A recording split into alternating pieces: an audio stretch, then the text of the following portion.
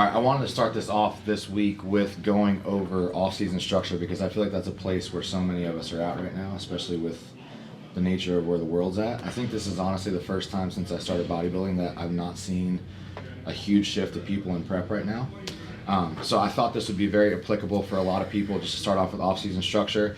For those of you guys that want to follow along, we're going to basically be going over goal setting today, having a plan in place, mindset and focus, and then adherence. So you guys want to start off? Let's start off with goal setting. For goal setting, I think it's a huge deal when it comes to keeping in a successful frame of mind during an off season, during a time where you're not competing actively. I think where people lose themselves is losing sight of that goal, but when that goal is so far away, I think that it's important to kind of narrow it back and almost backwards goal set. So you go from your big goal, this achievement that you have, like for example, I want to get to the Olympia stage, but before then, there's obviously marks that I have to meet along that road. So knowing how to backtrack and slowly get to one goal after the next, it keeps you accountable for smaller things along that journey. And before you know it, that next big thing is there. And then there's still goals after that to achieve. There's always improvements to make. You always have feedback to improve on.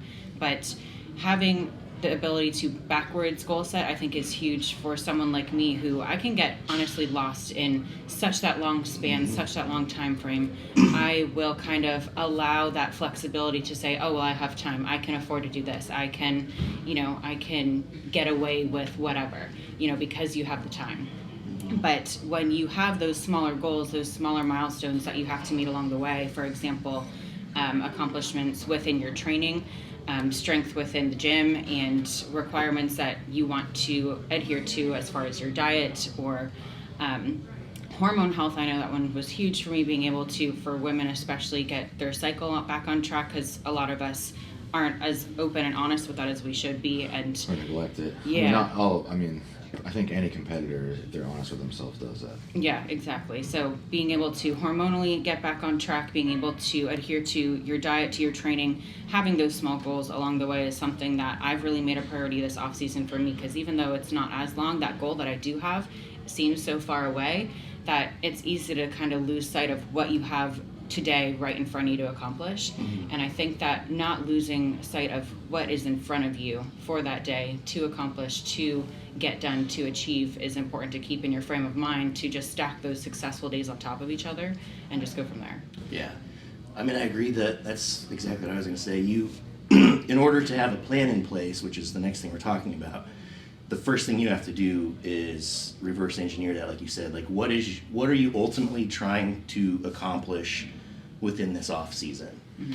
And then from there, what we all do that we don't even realize what we're doing, or what any good coach does when you take a client, or even if you don't have a coach and you just have a lot of experience yourself, you're kind of in the background of your mind. You compute all these things like a time frame. Like, what is my goal? How long is it going to take? You kind of have the end product in your mind that you've already thought about, and then you're already like computing a plan that is meeting you where you're currently at to get you to whatever the smaller goal is in front of you, like you said. Yeah, it keeps you from floating. It prevents you from being just stagnant. Yeah, but ultimately you do have to, I think people go into an off season and they don't even have like a main objective about it. Like, all four of us right now are in an off season. Well, I know you're not, but I'm in a dead season. You're in a dead season. Yeah. Yeah, so like we're all gonna have different objectives. Nick's never competed before. He's gonna have a different objective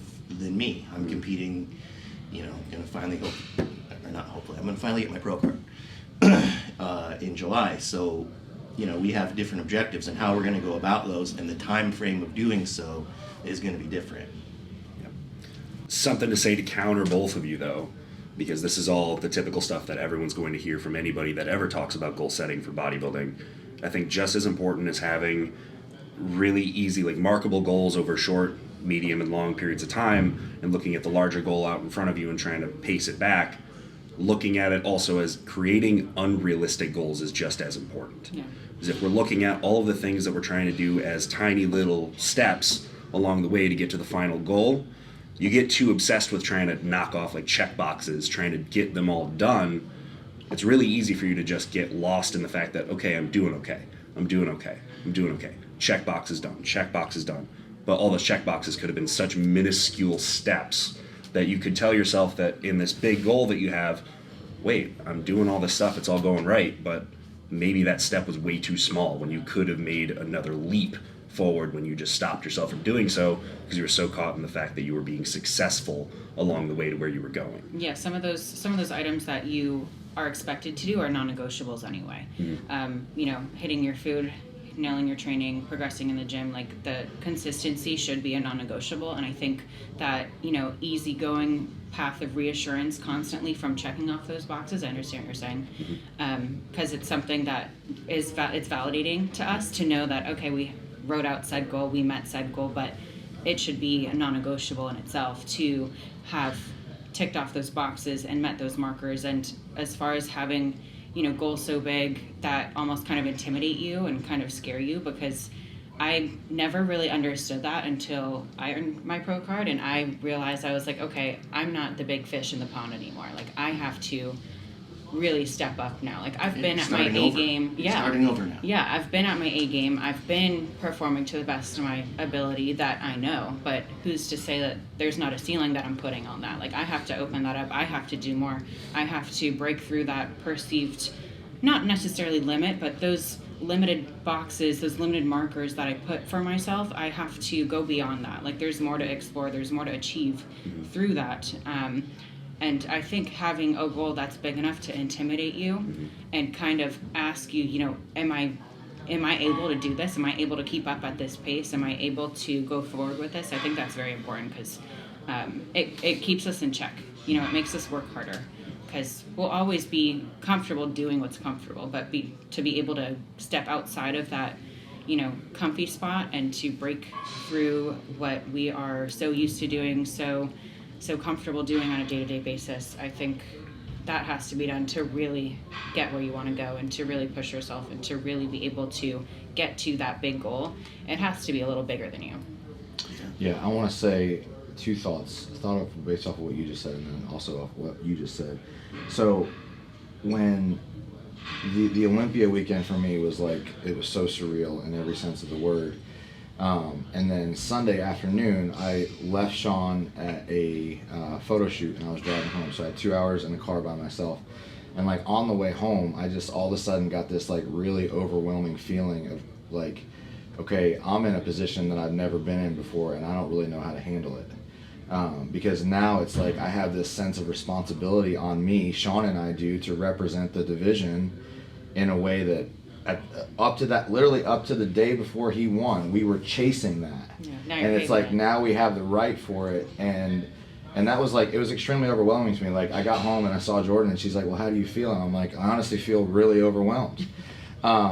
Because we now have a responsibility. So this is now, it's like I have a goal that I want to accomplish, but yet I've never set forward the steps to accomplish it yet because it's all new territory for me. So that I think is a very good point. And then also like what you said, one of the biggest things that I notice on a daily basis with coaching athletes is basically their ability to properly set goals.